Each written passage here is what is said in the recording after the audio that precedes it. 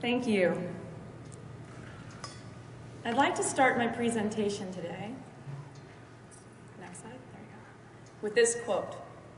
This quote is from a prominent development organization, whose name I'm going to withhold because I'm not interested in indicting them here today, or anyone else who operates with the best of intentions in the developing world, but rather to emphasize what those closest to the situation often believe. This quote was with regard to planning and preparing for the earthquake that hit Haiti. We knew it was a problem, but it was just too difficult to solve. So they didn't solve it. And the consequence of January 12, 2010 was the worst disaster in modern human history. By choosing not to solve it, not to dive into a difficult problem that definitely is challenging, the consequences were felt for hundreds of thousands of people that lost their lives in an instant, and millions of families to this day who remain homeless. It is a painful lesson that they are living with for the last 2.5 years, and that they are going to live with for the rest of their lives. When we consider why those families are homeless, why so many died, we have to consider how they died, and most of them died in their homes. A house is more than shelter. A house is a home. When speaking to a prominent African scholar about the slums in Kenya, he told me that the conditions they live in these slums equate to a missing human dignity, a lack of dignity because they lack proper homes. The home is the one place around this world where you and I expect to come home at night and put our children safely to bed, and they should be safe there. And that safety was ripped away on one day in January of 2010 in Haiti. And certainly public infrastructure did collapse. Schools, churches, hospitals all suffered on that day, but it was the collapse of homes, widespread collapse of homes that have left millions homeless and hundreds of thousands lost their lives. And the reason the recovery in this sector remains challenging is, just like in this country, a home is a private development. A home is something that these families financed, they supervised, and in some cases they designed and even constructed themselves over a period of years in a setting where there are no insurance policies, there's no mortgage, there's no government bailouts, and as they're learning now painfully today, there is no charity or NGO that's coming back to save them. They're going to be left on their own to rebuild and recover, left on their own to rebuild these homes in the same way they did before the earthquake. Now, to understand what went wrong, you have to first understand how Haitian homes are constructed, and we're focused here on urban homes. This picture kind of summarizes all the essential elements of those homes. There were many contributing factors to what went wrong that day. There were poor materials, some bad workmanship that could clearly be seen, but the recurring culprit in the failures was masonry. CMU, a concrete masonry unit, an innocent thing the Haitians called block. And those blocks are the primary building blocks, no pun intended, for a Haitian home. Every wall, external or internal, every partition is made of this block. And the block is unreinforced and intersected by a haphazard pattern of columns, reinforced concrete columns that you can see one there between the windows. And above those walls and columns, you will find a heavy reinforced concrete slab that is itself filled in with that same block.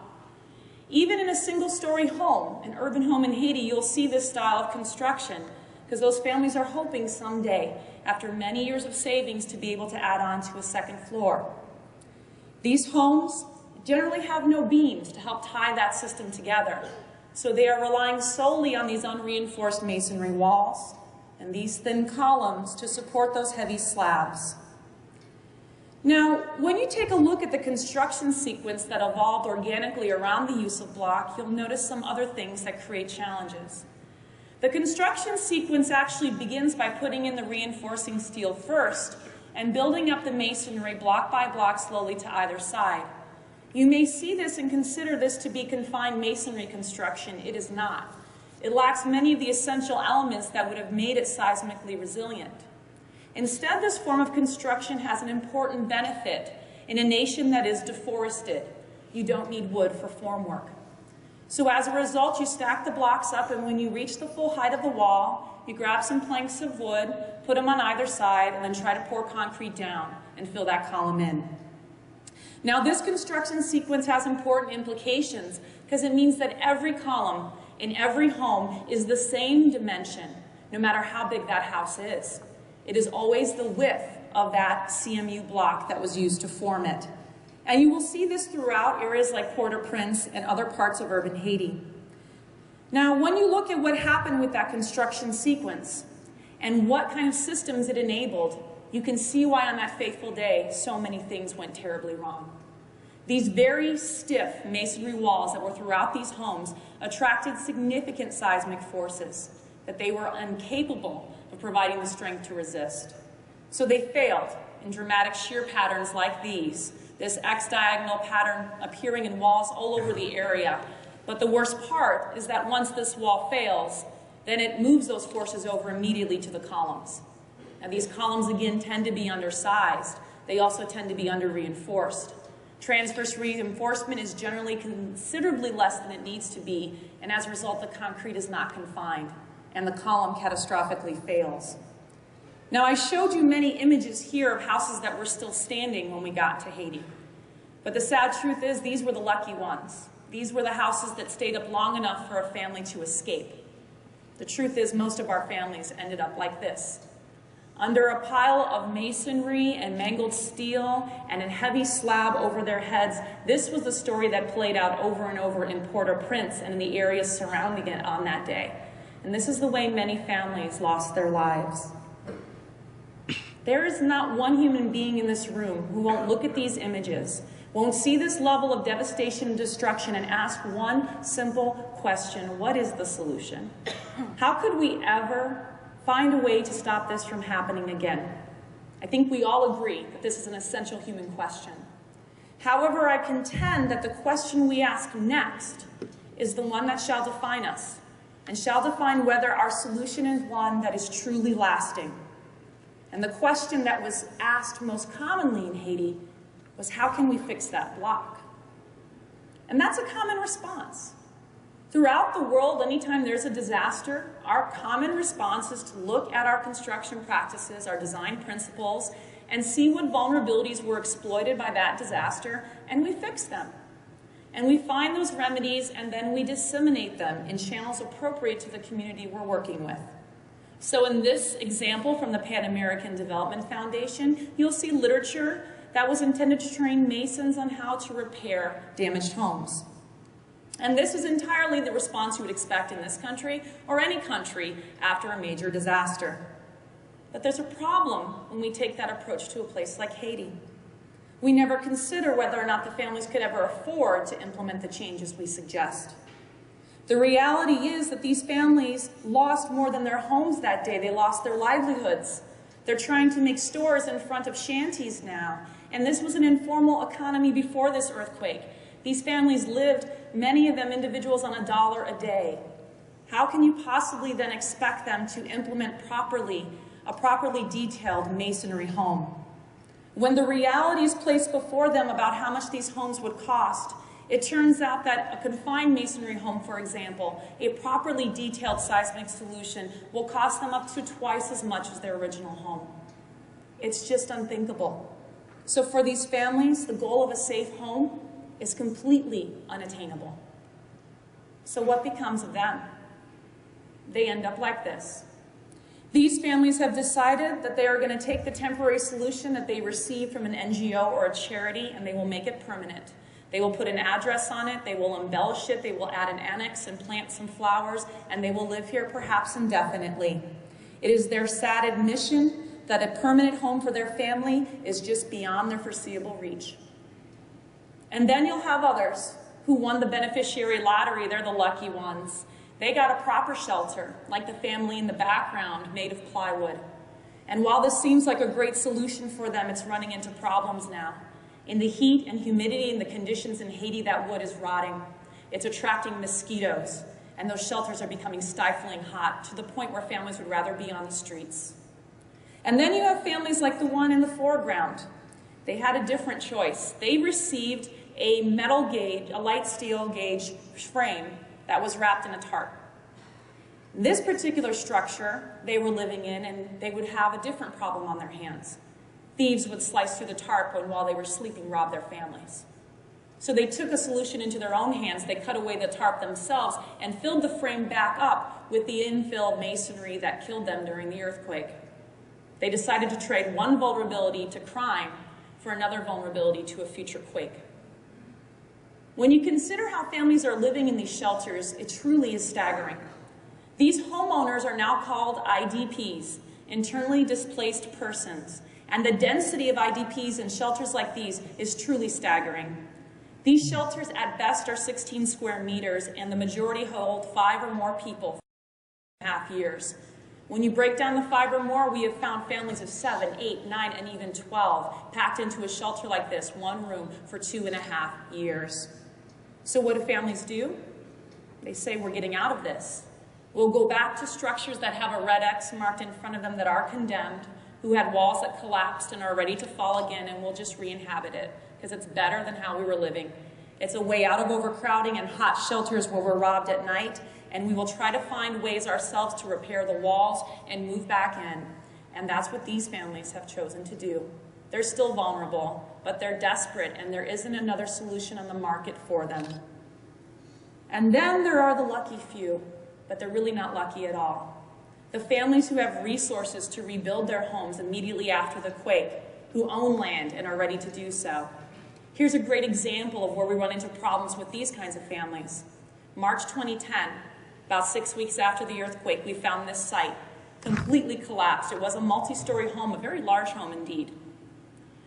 Within a few months, towards the end of the summer, we came back to the site and they were back at work. A mason had been trained in post-quake construction practices, and he was coming back to put this home together again. But the problem was, he had only made some minor tweaks and was essentially re-implementing the same system. There was no reinforcement in the walls, there were no beams to hold this very massive house together. He was just stacking the masonry with a few tweaks, a little more steel in the columns, and going back at it. He even admitted to us, he said, you know, when I get to the top of the wall and I have to put the slab in, I'm not sure how I'm going to do it. He said, I think the slab is what brought the house down. He didn't even recognize the vulnerability in the walls. And he said, so we're not sure what we're going to do when we get that high. And so we left him that day, and we came back, and he just kept going. It turned out the necessity drove him to keep on building, and now this house is going 2 stories, and he tells us he can take it even higher, 3 stories, maybe 5, on those same columns stacked higher and higher and higher. The necessity pushed them onward, and it shows us something very dangerous. If you simply train them and encourage them to go back to doing what they were doing, without oversight and supervision and many other mechanisms to make sure it's done safely, they will recreate the same vulnerabilities that proved deadly that day back in January. So why? How come the way we do things in this country, tweaking practices, training our professionals, why doesn't that work in some place like Haiti? Well, to understand why it doesn't work in Haiti, we have to understand what our process relies on. Our process is built on something very unique to this country and other parts of the developed world. It first has a body of architects and engineers who are trained and licensed and work with certified crews who know how to execute designs properly.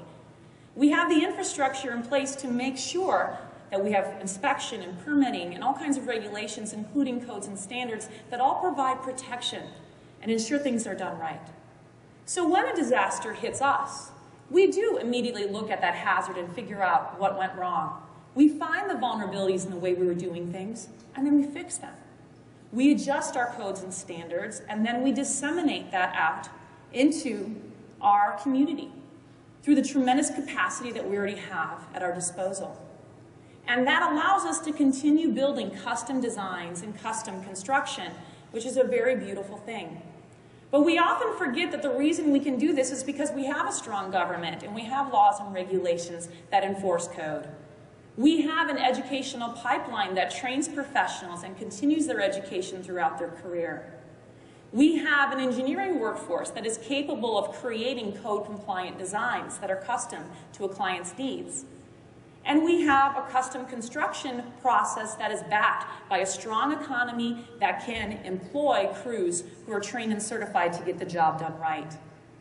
What we forget, or we're often spoiled by, is that in many places, especially in places like Haiti, those fundamental underpinnings are lacking. They're not even existent, or they're woefully inadequate.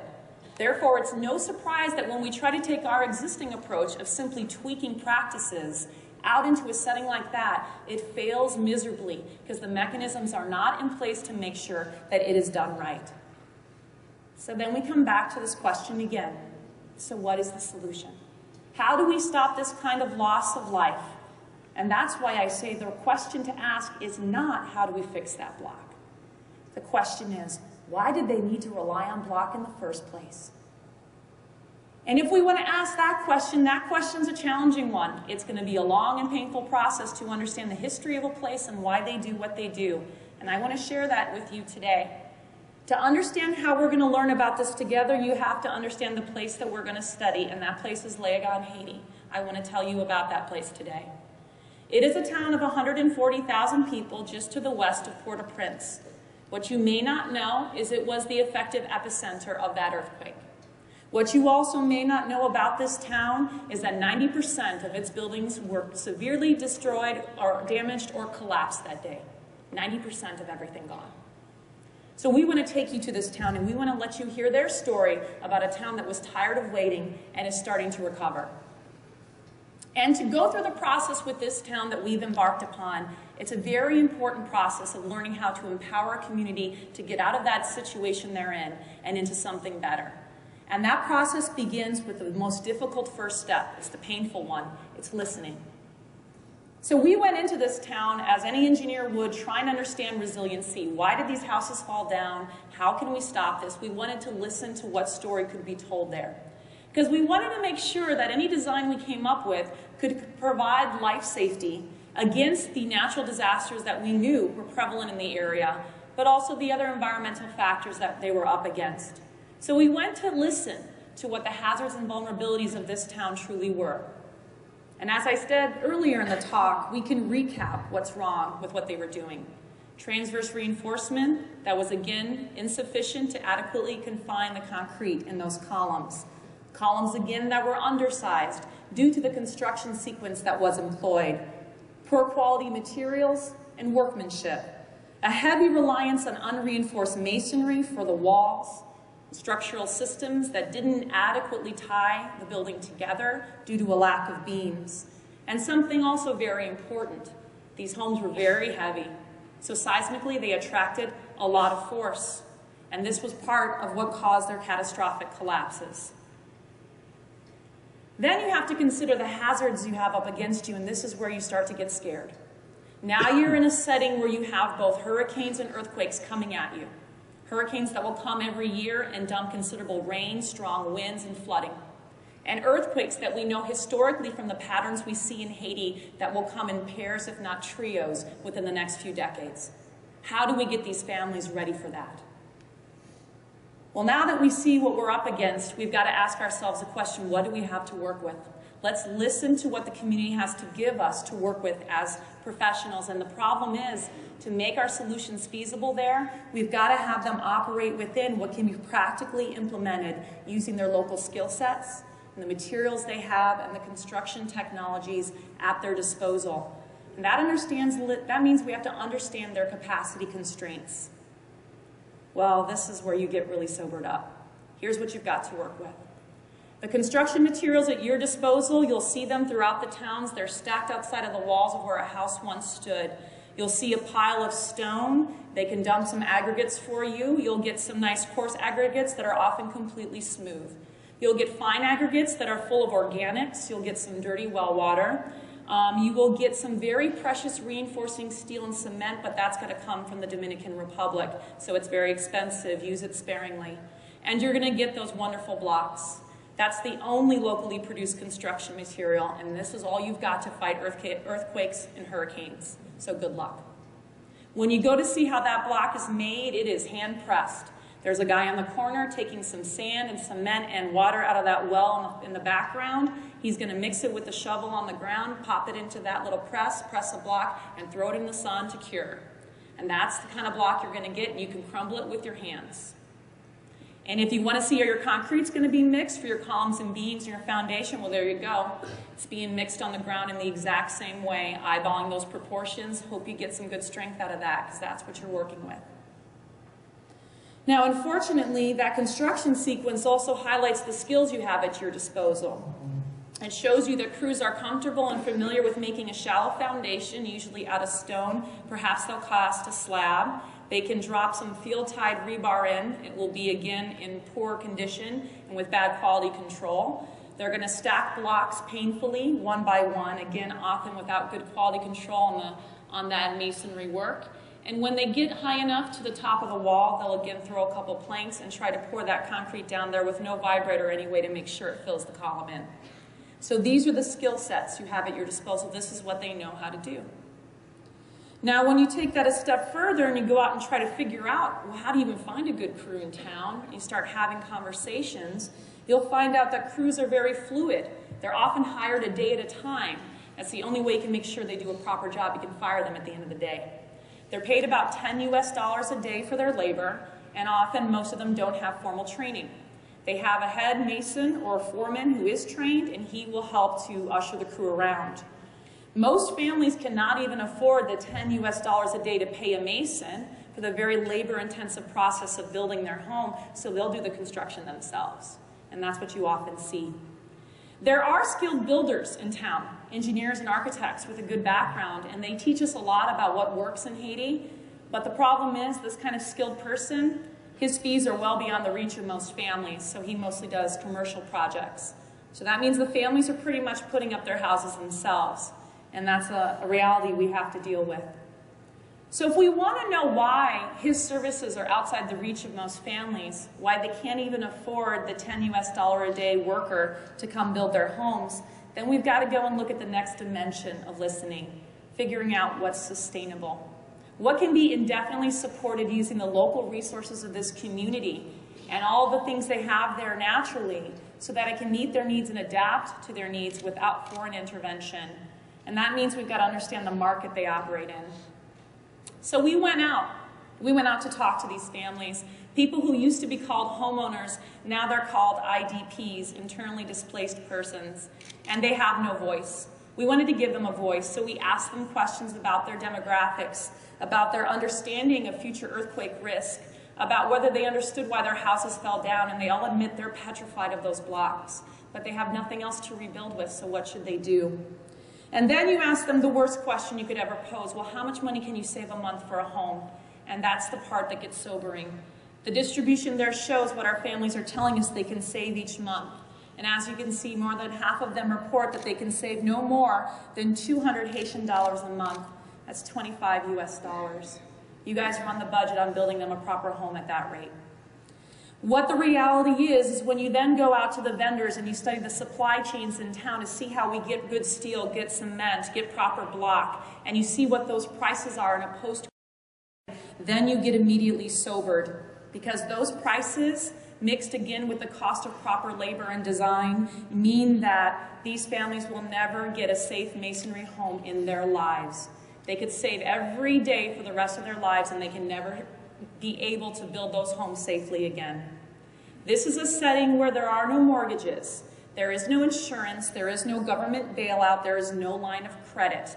And so what does that mean? You build your home block by block, day by day, every time you get some money, and if you're casting a column and you run out of concrete, you just stop mid-pour, and that's the way it's going to be. There are so many vulnerabilities introduced by this progressive construction, but if you take time to listen, you understand how they got here. They had no other way. So if these families are going to be asked to do something that the charities never asked them, the charities gave them a tent and walked away. We asked them something different. How will you pay for your next home? Well, now we know their resources are very scarce and something they don't easily part with. The only way they'll part with it if you give them a proper home. Therefore, the next thing we must listen to is what would a home have to be in a place like Haiti to be viable, so that families would part with their precious resources to occupy it, so that it would be supported by the local community as not only culturally appropriate, but something they'd be proud of, something they would promote. And that means we have to listen to their cultural context. If you start listening to the families, you learn a lot about why they built the way they built. They usually have at least about 5 people in their family that live in about 3.5 rooms. The reason I state this is because that one-room shelter goes completely against their cultural expectation for a home with individual rooms for the different family members. This is something they want, so if you're going to make them part with that $25 US a month, you have to give them a home that meets that need. You also will find out from them that they don't want to share with other families. They want single-family development, single-family home, because in their culture is this desire to have this as mine, with my yard and my fence, and for these people, their home is their symbol of dignity and pride, and they want that. That means when a foreign entity comes and proposes apartments, it will be soundly rejected. This is what these communities need. They are willing now to not build multi-story houses. You'll see single floor was the dominant response because they watched those slabs come crashing down, and they're okay with staying to a single story with a light roof, and we were happy to hear that. But we were sad to hear that 1 in 4 will remain stuck because they don't own land. And land ownership is another difficult thing in a setting like Haiti that leaves many families isolated, even if they start to accumulate the resources to rebuild. So when you piece this all together, you have 4 dimensions across which you can carefully listen to what a community needs and try to find the parameters necessary, the expectations on a home that would meet all of their needs. And we can summarize them here. What a Haitian wants is a home that's hurricane resistant and earthquake resistant, that has environmental durability to withstand the harsh heat and humidity and the beating sun of a setting like Haiti, and provides security so that they are not robbed while they sleep. They expect to find in that home, if it's going to be feasible in the market there, that it uses heavily the skill sets they have already, masonry and concrete construction. But we know that there's not good quality control in the field, so we have to find a way to work around that if we're going to allow them to keep building with these types of skill sets. We also know that formwork is very scarce. Again, the island, or at least their half of the island, is deforested. So there is no wood for formwork. So you got to think about how you're going to cast your concrete.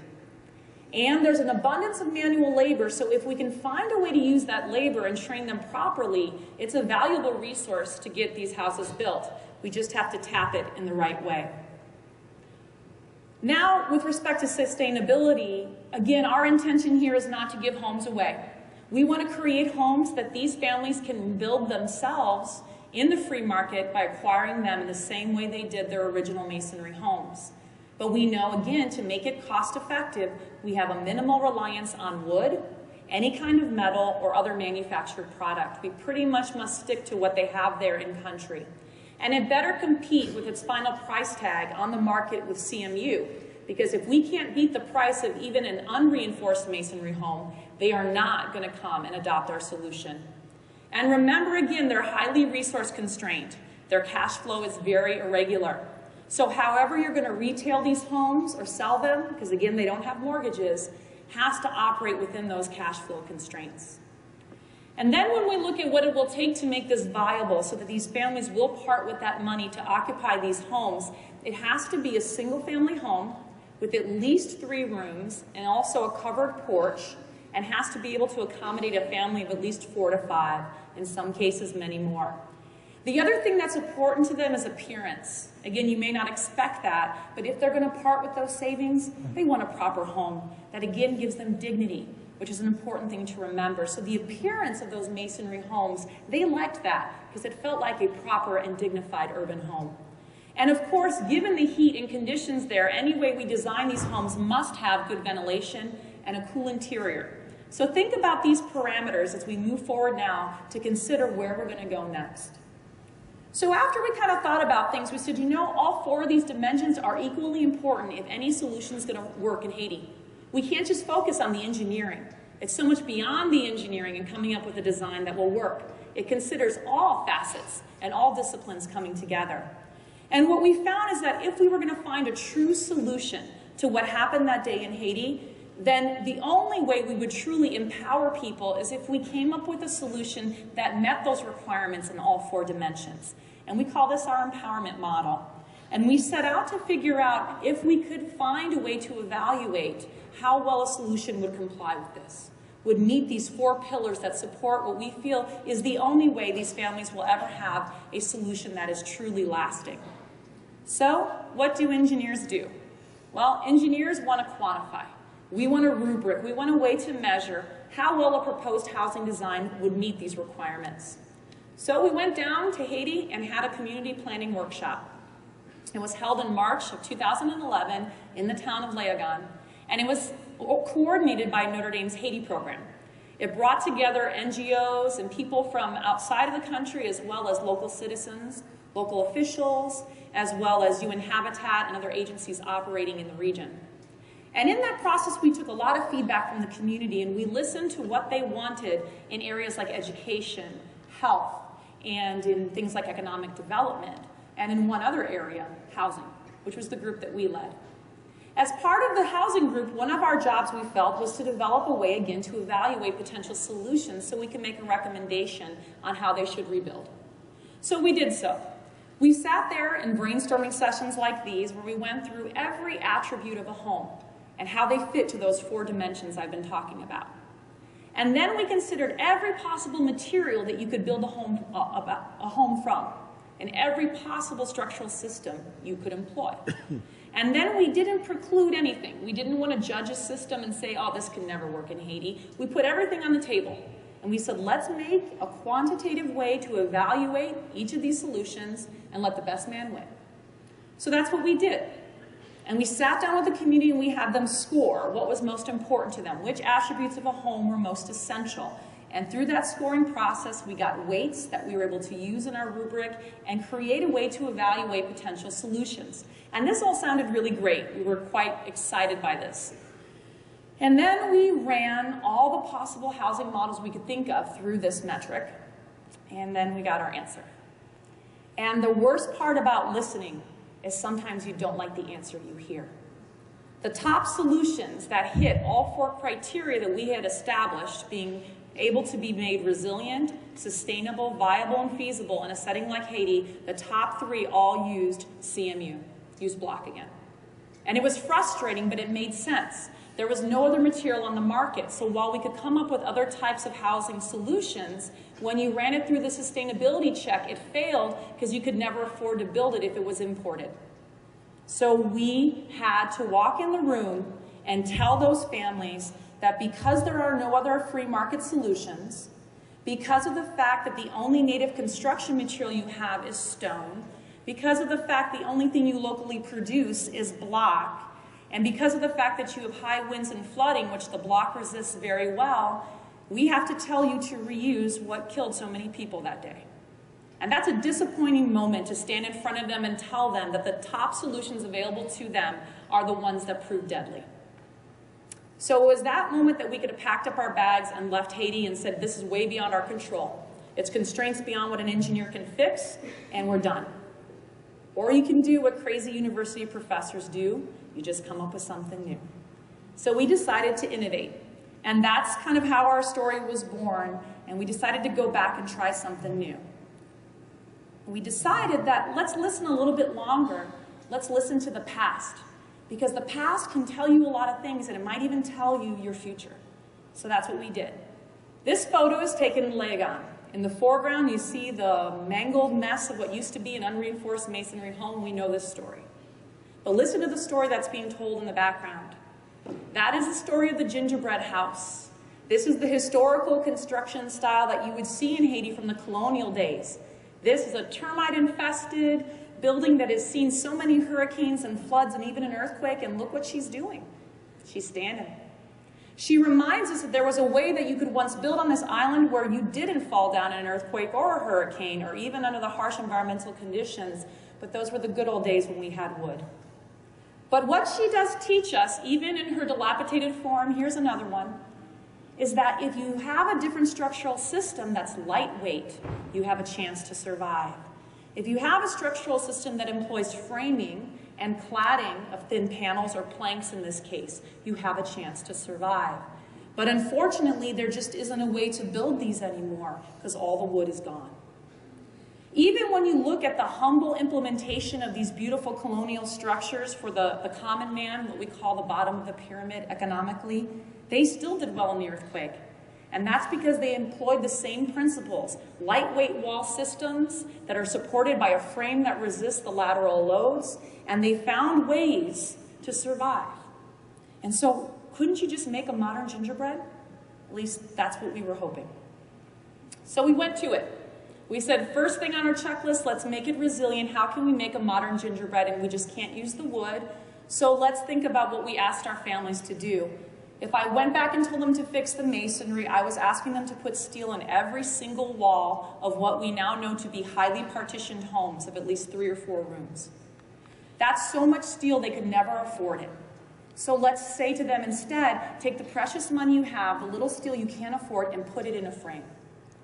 Put it in a proper frame and bring the frame back as a construction process, as a system in this community. And we know you don't have wood to do the frame, so we'll do the frame out of concrete. And we'll put the little resources you have in doing that frame right. Down structural system is changed, and we will design it to be compliant with international standard, and we will standardize that design and make it available to you. You don't need to hire an engineer. So we'll create standardized versions of this. But now we need to clad it, and that's the problem. So the next thing we did was change the cladding elements and the partitioning elements for the system. And what we introduced were lightweight concrete panels that were basically reinforced with mesh, and they're thin and lightweight and used as a prefabricated element that could be placed on these frames. Now, the first thing that happens when you take one of these out into the community and hand it to a Haitian, they take it and try to punch it. They want to see if you can break through it, and they'd never seen something that thin and light that you could actually not break through. So they realize suddenly that it can provide the security we need, but from an engineer's perspective, it no longer is transmitting forces in the earthquake back to the frame. So we've effectively isolated the cladding system from the structural system, which is a major thing for us. But now the problem is, how do we teach them to do this? Because this isn't something that they know how to do. So in terms of how we do this, then we have to consider where we would be able to execute this in such a way that would allow them to build livelihoods around it. So they could break the cycle of aid dependence and allow them to do this in a way that gives the quality control that we need, that we know we can't see in the field.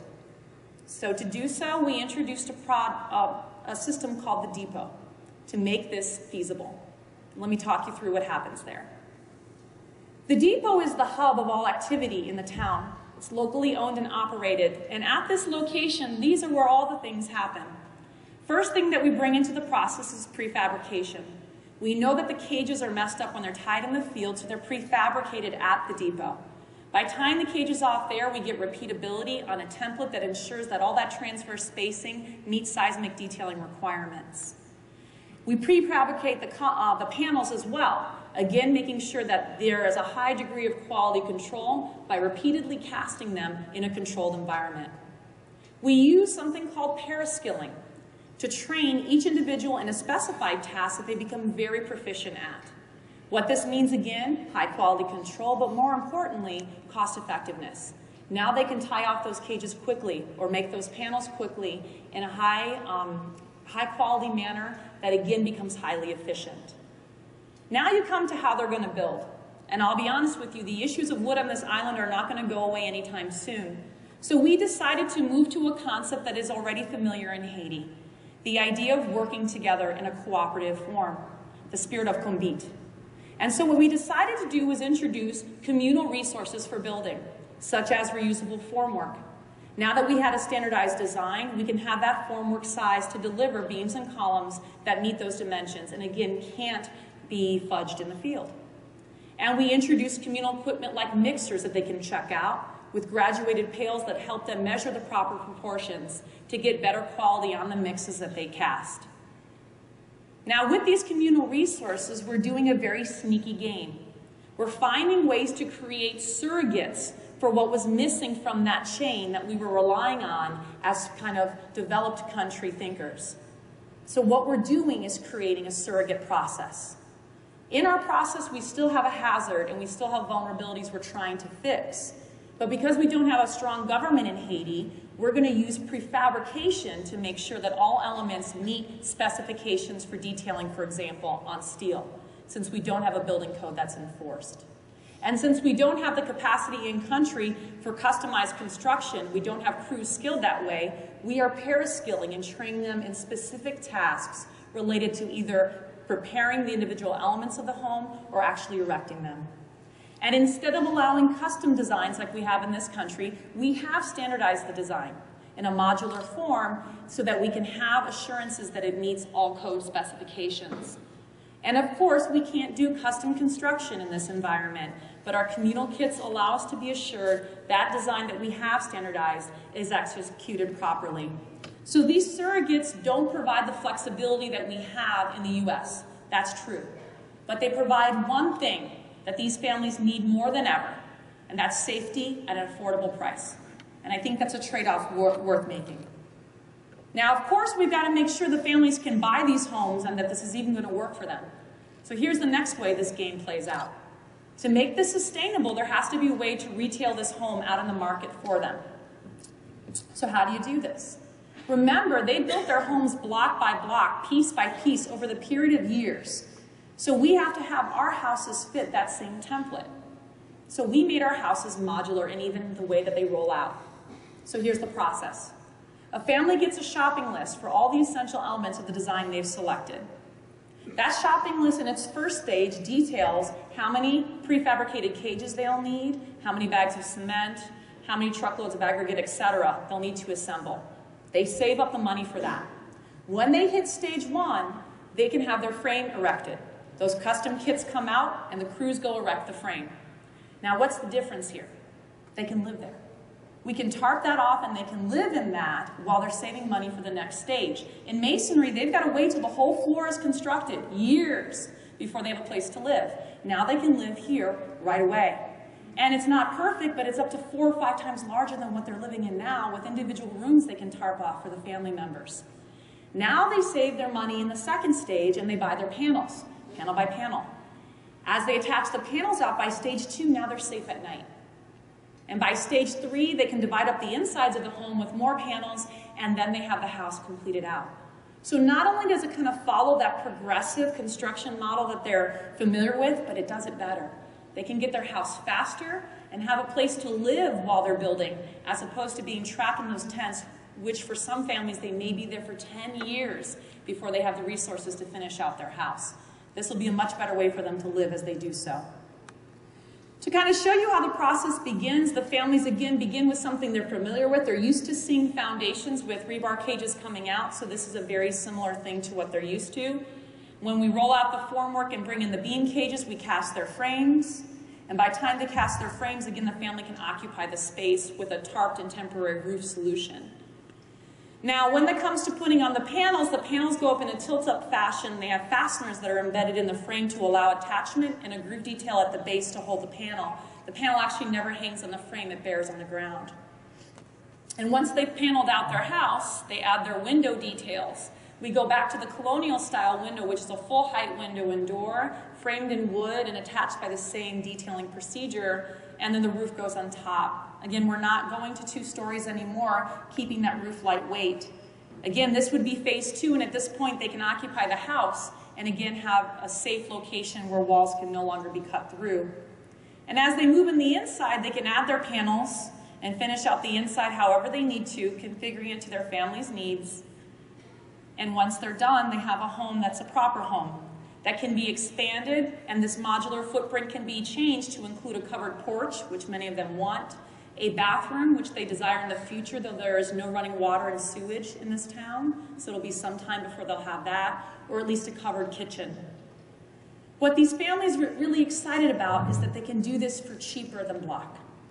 And so when you explain to them, that's Creole, if you've never read Creole, it's cheaper than block, and that is something that's attractive to them.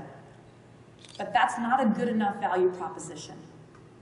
Because as you can see, these families are poor and they will cut corners and live in other types of dwellings, so you have to have a way to make sure this is going to be viable. They may not like this house, they may never want to live in it, and so we had to make sure that we were not just chasing our tails on this. So if families want to part with their hard-earned savings, you better be sure they're going to want this. So we went out to see if they want it. And here's an example of my graduate student, Dustin Mix, showing this young lady a rendering of the house animated in Google SketchUp so she could see what it would look like to be inside. And that's the moment when you finally get feedback about whether these families would move to a new path away from block to a new style of building and how they feel about it. And so these videos and information sheets went out into the town and we got so much tremendous feedback from them. We actually learned a few things that helped us change our design. We learned that most families need something now and they can't save up for the 4-room house, though they want it someday. So we modularized this design down further to do a 2-room version with half the roof. Now they get into that, that's at least 2 to 3 times bigger than their shelter. It gives them 2 rooms and safety. And then they can add a second half on next to it when they have the resources, and we can finish that out for them and give them their 4-room model. The thing about the panels they like the most is because the interior panels can actually be detached and moved to reconfigure the home as you're adding parts on. So they can change the partitioning sequence between the rooms or even how the rooms feed into that shared hallway as they finish out this kind of modular 4-room home. This gives these families, even though the design is highly standardized, a sense of power and a sense of control, because they can pick the configuration, the time that it takes to build at the scale, and even how much money they devote per month to the process. And that's tremendously empowering for people who have felt left behind. And it was fantastic for us to be able to empower these individual homeowners, but that really wasn't enough. We needed to find a way to empower an entire community to get behind this, because the goal has to be that we don't have to be there for this to happen. We can walk away and they can do this themselves and break the cycle that has had them dependent on external parties for far too long. So we wanted to see how you actually could empower this at a greater scale. And so we went out and thought to ourselves, how do we get people to understand why they were vulnerable and how they can enhance their resiliency? It can't come from me. It has to come from them. And it's the moment when you see their grassroots leaders on the streets with flyers and videos telling their neighbors why their houses are unsafe and telling them about the hazard of the next quake that you know that this thing can take root.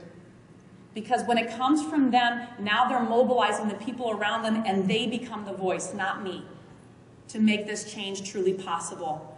They become the voice that stands in front of neighbors at information sessions while I stand in the background and get their neighbors ready to seize a new future, a future that's better than what they're trapped in right now. This is the way you energize commitment to self-financed recovery, recovery that's not going to be supported by the UN or any other entity who has left these people behind, but something that they will do for themselves. And you make sure that this is going to remain rooted and feasible by putting your roots deep in that community, by reaching out to community groups who have their feet planted strong. This is an amazing group, and I want you to know about them. Their name is Curl. They are the Citizens United for the Rebuilding of Leogán, and they were tired. They were tired of being left behind while everyone ran to Port-au-Prince.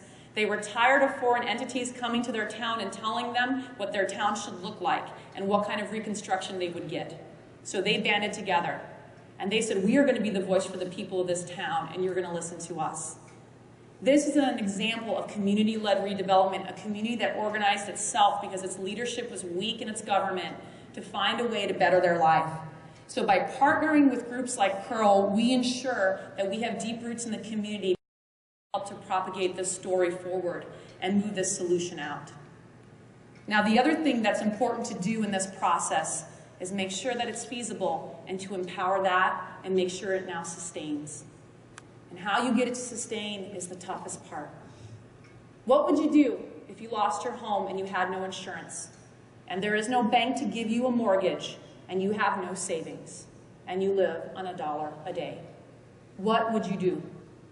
That's something that happens all over this world. This quote from the founder of the Slum Dwellers International is what he tells his families. He says, because of your savings, you will empower yourself. And he commits them to saving what little they can every day, cut whatever corner you can on your budget to put that money away. Because if you save, you empower yourself, and you will not be waiting on the day that they come back to save you, because they may never come back. They're not coming back to Haiti. And so by empowering savings, that is the way you liberate people who are trapped in these cycles. And so we decided to try to help do that in Haiti through something really simple, a cell phone. It turns out that this technology is pervasive in the developing world. Everybody has a cell phone in Haiti. And so what we did is we gave them a card called a Kate Pai, savings card. And we said, do us one favor every month, send us a text message and tell us how much money you saved. Very simple thing to do. You can see the young ladies getting excited about the idea that somebody's ready to listen to them and help them out. And so what happens? You roll out the cards and you start getting these messages right away, how much they saved. It may not be a lot, but you can encourage them now because it's a two-way street. So I can send a message back and I can tell them to keep going because we're going to stand with you till you get this house. And you can provide that encouragement, and you can also get valuable data back on the savings patterns of displaced persons and how you make a business model now that will support their depots and support their recovery. And so it's amazing how a simple technology like the cell phone can be a game changer in a setting like Haiti. And so that program allows us now for each of these families to build for them a custom roadmap, showing them based on their savings patterns how long it will take them to reach each stage of their home, and also providing the encouragement to show them how they can change that saving pattern and accelerate their pathway to their home. They know they've got to do this themselves now, but they're just looking for somebody who's willing to stand with them. And we hope by this simple mechanism we show that we're committed to that. The other thing you want to do is make sure that this thing has viability and spreads beyond the families that we already work with to find all of those hidden families in Leogane and beyond. The reality is, according to the numbers that we have, there's nearly 5,000 families homeless in this town alone. Like I said, there are millions in the country right now due to this disaster. So we need to spread the word. And again, spreading the word can't come from me. It has to come from them if it is truly going to empower them. So I like this picture a lot. These are some young men standing on the streets with some of our community representatives talking about their savings cards and talking about these new homes, and they have flyers in their hands. The amazing thing about a setting like Haiti is the strength of the social networks. The social networks are tremendously strong in this setting for a very good reason. It is probably the only thing they have. It is what has sustained them along with their faith. It's the only thing that has gotten them through what's happened to them. Now, a lot of well-intentioned organizations rip these social networks apart. It is much easier to move a whole community out to open land, take a farm field and put them out there, than rebuild on their sites. So they rip the social networks apart by dislocating these families. Why rip apart their most valuable resource? Why not leverage it? Haitians live in a communal society built on the concept of le coup, people living together, working together. So why not mobilize their virtual le coup using their cell phones?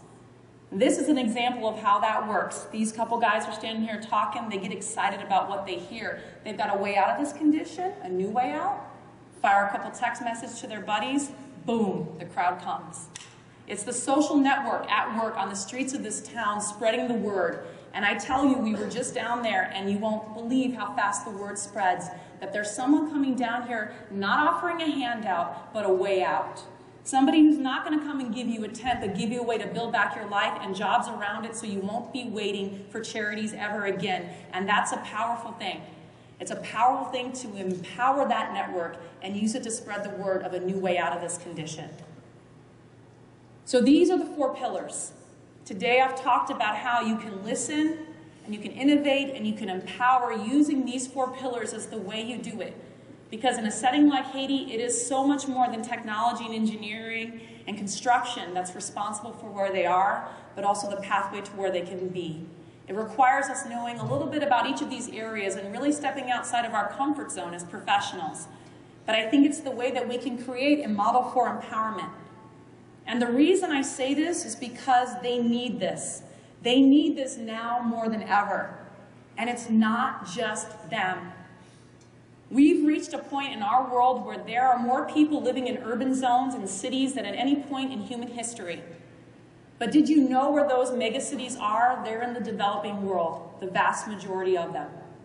And these cities spring up and people leave the hillsides and they come flocking to this beacon that they think is economic opportunity and a better life for their family. And they get there and it's none of what they expected. And where do they find themselves? In the slums. It is in these slums that families are living in substandard housing conditions very similar to what we see in Haiti. And the problem is that there are silent Haitis waiting all over the world right now, waiting for a disaster to sweep in and show the vulnerability to this way that they're living. And they have also, similar to the people of Haiti, no other option for building. So they're building the exact same way. The reality is, if we can solve this problem in Haiti and show there is a way out, a way that will succeed and take root, if we solve this problem in Haiti, that means we have a way to solve it for the 1 in 7. The 1 in 7 in this world who live in these conditions every day. And that could be a powerful thing that can make a big difference in the lives of the people in Haiti and lives of people throughout this world. This is a picture of the tent city outside the walls of the Notre Dame facility in Léogâne, Haiti. I cannot tell you how many times I looked upon this tent city and wondered if there would ever be a way out of it. We are on our way to trying to solve this problem in Haiti. But like this proverb says, it's little by little. Little by little, this bird will build its nest. And the beautiful thing is, these cities are gone, and the little pieces are starting to fall in place for them to build their nests. And that's a tremendously empowering idea. They'll no longer be waiting for charities to come back, who have long moved on to the next disaster. They're going to have a way now to build that nest. And that is a tremendous thing. So I wanted to show you the faces that are responsible for this work, because this work is not me. I shouldn't even be on this stage in all reality. This work is, first of all, sponsored by a number of organizations who believe there was a better way out of this situation, a way that was not going to be donated, but a way that could empower these people to a better life. So I first acknowledge all of those sponsors across the top, including individual donors who believed in a different solution. I also have to immediately acknowledge a team that surrounds me that is entirely passionate about this idea as I am. Alexander Staflanidis, who is here with me today, and Dustin Mix, my colleague at Notre Dame, and our graduate students standing on either side of Lamar Prezuma and Jean Edson, two young men who came to that community planning workshop in March of 2011 and got passionate about helping their community get out of this situation. And now they work the streets. They are the voice, with me in the middle. The next folks I'd like to thank in the next picture are Father Tom Strite, walking in the streets of our town right after the earthquake. Next to him is John-Marc Rousseau. They run the Notre Dame Haiti program in Léogâne. They fight diseases in that city that are crippling its communities. And they were the angels that kept so many families alive after that earthquake hit and no aid was reaching them from Port-au-Prince. So I thank them for what they did for these families and what they do every day to support our ongoing work to find them safe and affordable housing. At the bottom there, I thank our students, the students at the University of Notre Dame who will never travel to Haiti, never meet a single family, but despite their busy schedules, give them themselves and their time freely to try to find a better way out of this. And the last people I thank are the people of Léogâne, Haiti, who have taught me a lot more in this life about what truly matters, about faith and perseverance, and they are my inspiration. So I thank them because I would not be on this stage without them. And I thank you for listening, learning how to innovate and empower, and considering for a moment how we can, je n'ai plus capacité indépendante, build independent capacity in Haiti. You can visit engineeringtoempower.org to learn more about our story. Thank you so much for letting me tell you theirs.